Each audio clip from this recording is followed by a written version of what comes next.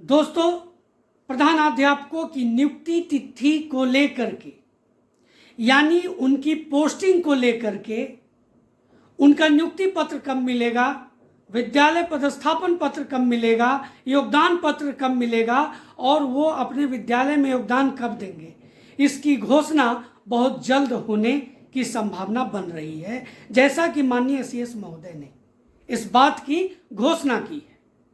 तो दूसरी तरफ प्रधान शिक्षकों की पोस्टिंग की प्रक्रिया अटक गई है और क्यों अटकी है ये बताने की आवश्यकता नहीं है, आप सभी इससे अनभिज्ञ नहीं होंगे दोस्तों। लेकिन जरूरी है प्रधान शिक्षकों की पोस्टिंग की प्रक्रिया की बात को हाईलाइट करना, और मैं अपने चैनल के माध्यम से, अपने वीडियोस के माध्यम से ये बात लगातार उठा रहा हूं। आज भी मैं कुछ महत्वपूर्ण विषयों के साथ उपस्थित हूं।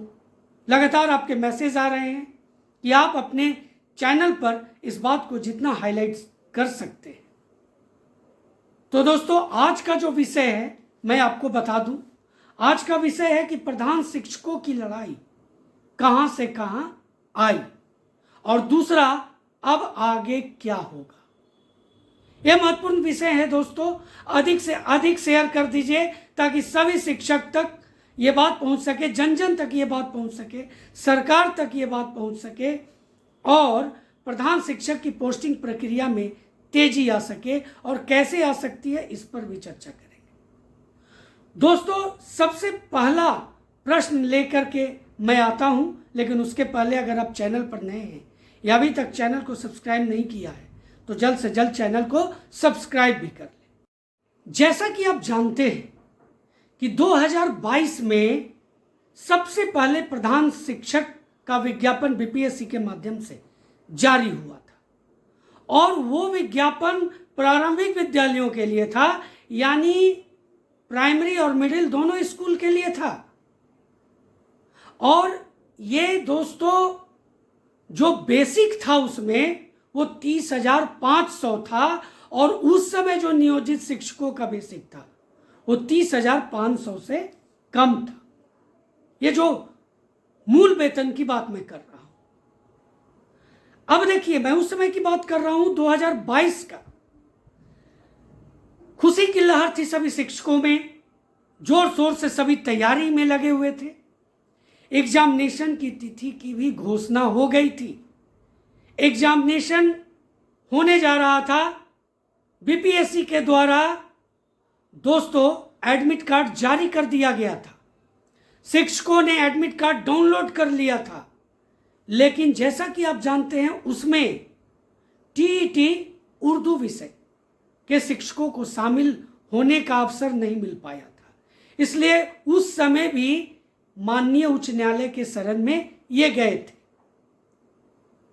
और जस्ट 4 दिन पहले, एग्जामिनेशन होने के सिर्फ 4 दिन पहले दोस्तों, माननीय उच्च न्यायालय ने इस एग्जामिनेशन पर ब्रेक कर लगा दिया, यानी कि रद्द कर दिया और कहा कि आपने इसे पब्लिक डोमेन में नहीं रखा, आपने शिक्षकों से नहीं पूछा, और इस तरह से ये जो पोस्टिंग होने की संभावना बनती एग्जामिनेशन के बाद, एग्जामिनेशन ही कैंसिल हो गया। 2 साल लगे।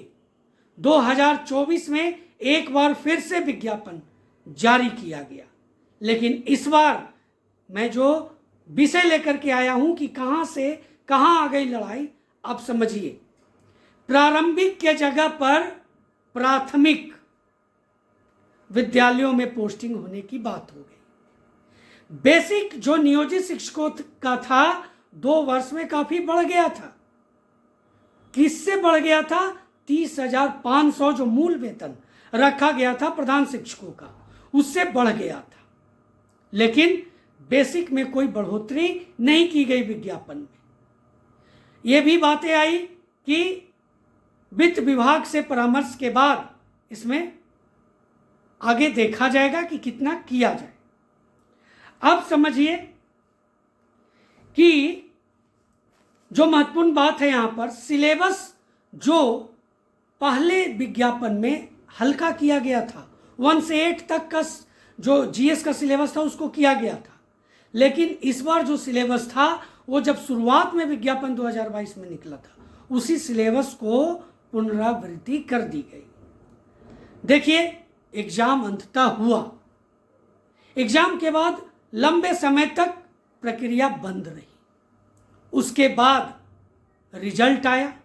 रिजल्ट के बाद भी कुछ समय बीता, फिर काउंसलिंग की प्रक्रिया चली और लगातार कई काउंसलिंग हुए और उसके बाद फिर थोड़ा ब्रेक हो गया। और उस ब्रेक के बाद दोस्तों जब लगातार मांग किया गया शिक्षकों के द्वारा, तो शिक्षा विभाग के तरफ से दोस्तों सबसे पहले जिला मांगा गया कि आप जिला दीजिए ई शिक्षा कोर्स पर। सभी ने जिला का ऑप्शन दिया। उस समय कोई समस्या नहीं थी किसी को। लेकिन जब जिला आवंटन हुआ तो उसमें जिन शिक्षकों को अपना चॉइस का प्रथम जिला नहीं मिला, उन शिक्षकों ने जा करके माननीय उच्च न्यायालय में एक याचिका दायर कर दी।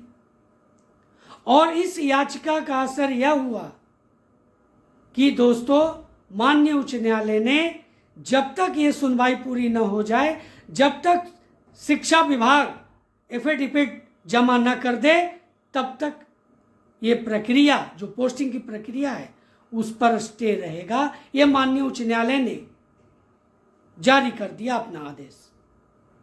अब जरा सोचिए, 3 मई का समय दिया गया था, लेकिन माफ कीजिए 30 अप्रैल का समय दिया गया था और 30 अप्रैल को शिक्षा विभाग की तरफ से एफिडेविट जमा नहीं किया गया। तरह तरह की बातें आई, लेकिन ये कार्य नहीं हुए, ये केस मेंशन नहीं हुआ। और दोस्तों अभी की जो स्थिति है उसमें माननीय उच्च न्यायालय में ग्रीष्मावकाश हो चुका है। अब सोचिए मैं किस बात को बता रहा हूं कि जो लोग अपना फर्स्ट चॉइस जिनको नहीं मिला, वो जो इस बात को लेकर के माननीय उच्च न्यायालय में गए, जब जिले का ऑप्शन मांगा गया था तो उस समय ये क्यों नहीं गए?